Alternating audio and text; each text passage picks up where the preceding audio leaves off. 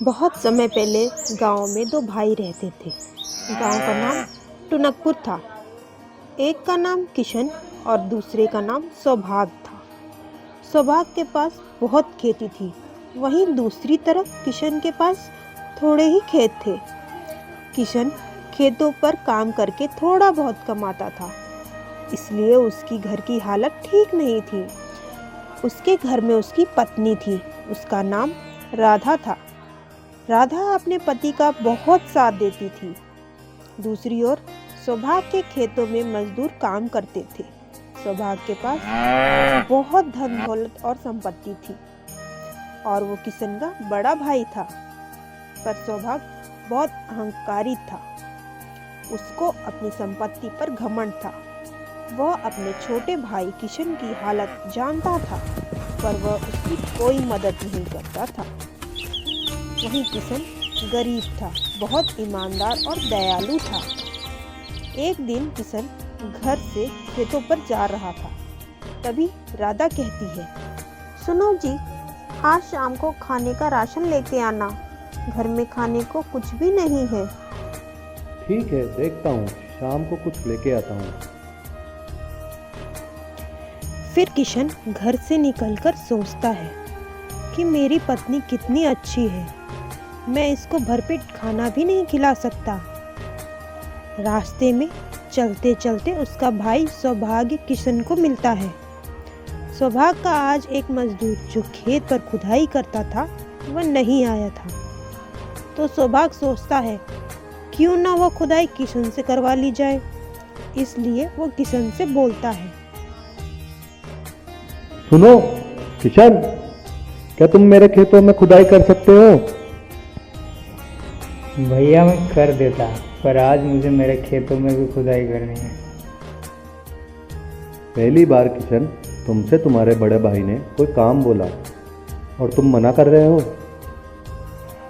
सौभाग्य जानता था कि वह किशन को मना लेगा अपने खेतों पर काम करने के लिए। माफ़ कीजिएगा भैया, मैं अभी जाकर आपके खेतों में खुदाई करता हूँ। और किशन सौभाग्य के खेतों पर चला जाता है। सौभाग्य मन ही मन बहुत खुश होता है और सोचता है कि वह कितना चतुर है। उधर किशन पूरे दिन सौभाग्य की खेतों की खुदाई करता है।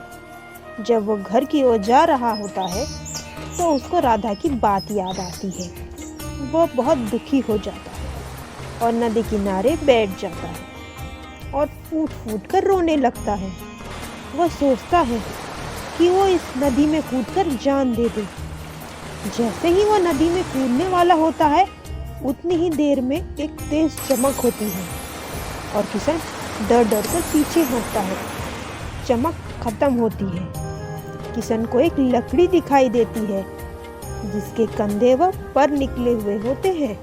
वह एक परी थी जो किशन की ईमानदारी से बहुत खुश थी। उसने किशन से पूछा, किशन, तुम दुखी क्यों हो? मेरे घर में कुछ भी खाने के लिए नहीं है। मैं तो भूखा सो जाऊंगा, पर अपनी पत्नी को भूखा कैसे देख सकता हूँ। किशन, तुम एक ईमानदार और दयालु आदमी हो। तुम इतनी जल्दी हिम्मत नहीं हार सकते। तुम्हें रास्ते निकालने पड़ेंगे। आप सही कह रही हैं, पर आज मैं क्या करूँ? तुम चिंता मत करो। तुम्हें मैं आज और कल का राशन देती हूँ, जिससे तुम भरपेट खाना खा सकोगे।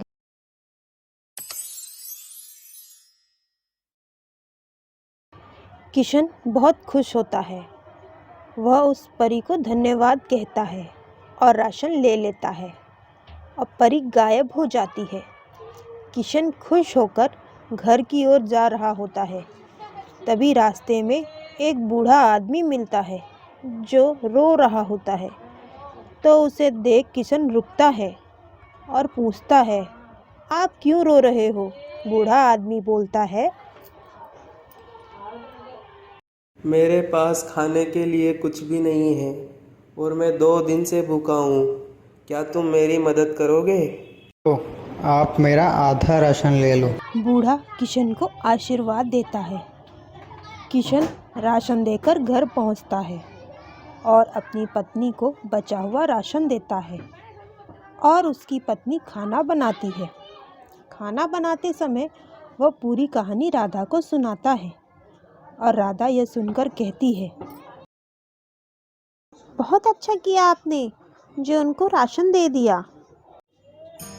राधा को किशन पर बहुत गर्व होता है और फिर दोनों उस रात सो जाते हैं। अगली सुबह किशन उठकर अपने खेतों की ओर जाता है। तभी खुदाई करते समय फिर वही परी दोबारा आ जाती है और किशन से कहती है, किशन, जो कल तुम्हें बूढ़ा आदमी मिला था वह मैं ही थी। मैं तुम्हारी परीक्षा लेना चाहती थी। मैं देखना चाहती थी कि तुम अपनी दयालुता और ईमानदारी परिस्थिति के अनुसार छोड़ तो नहीं दोगे। पर तुमने बूढ़े आदमी को भूखा देख अपने हिस्से में से आधा राशन दे दिया। यह तुम्हारी दयालुता की पहचान है। मैं तुमसे बहुत खुश हुई। इसीलिए आज से तुम कभी गरीब नहीं रहोगे। तुम अपना जीवन खुशी खुशी व्यतीत करोगे। इसलिए यह थैला मैं तुम्हें देती हूँ। यह आम कपड़े का थैला नहीं है। जब भी तुम कुछ भी सोचकर इसमें हाथ डालोगे तो इसके अंदर से तुम्हें वह चीज मिल जाएगी। परी वो कपड़ों का थैला किशन को देती है। किशन खुश होकर थैला लेता है और परी गायब हो जाती है। वह जल्दी से घर की तरफ दौड़ता है और सारी बात पत्नी को बताता है और बताता है कि अगर मैं सोने की मोहर की मांग कर थैले में हाथ डालूंगा तो वह मुझे मिल जाएगी। फिर वह उसको करके दिखाता है और वह दोनों देखकर खुश हो जाते हैं। फिर उनका जीवन खुशी खुशी चलने लगता है। किशन एक सुख संपन्न आदमी हो जाता है। यह देखकर उसका भाई किशन से जलता है और सोचता है, कोई तो राज है, नहीं तो इतनी जल्दी ये कैसे हो गया। तो वह किशन के पास जाकर पूछता है और किशन ईमानदार था तो यह पूरी बात अपने भाई को बता देता है। यह जानकर सौभाग उस कपड़े की थैली को चोरने की योजना बनाता है और अगले सन और उसकी पत्नी को खाने पर आमंत्रित करता है। शाम को किशन और राधा सौभाग के घर की ओर निकलते हैं और मौका देखकर सौभाग किशन के घर घुस जाता है और थैले को उठा लेता है और घर चला जाता है। घर जाकर थैले को छुपा देता है और सबके साथ भोजन करता है। राधा किशन भोजन कर घर चले जाते हैं और वह घर जाकर देखते हैं कपड़ों का थैला वहाँ नहीं है। वह चिंतित हो जाते हैं और दुखी होकर सो जाते हैं। दूसरी ओर सौभाग अपने पत्नी के सोते ही थैला निकालता है और बहुत सारी सोने की मोहर थैले से मांगता है और थैले में हाथ डालता है। जब थैले से हाथ बाहर निकालता है तो वह डर जाता है और थैला फेंक देता है, क्योंकि उसके हाथ में मोहर नहीं सांप आता है।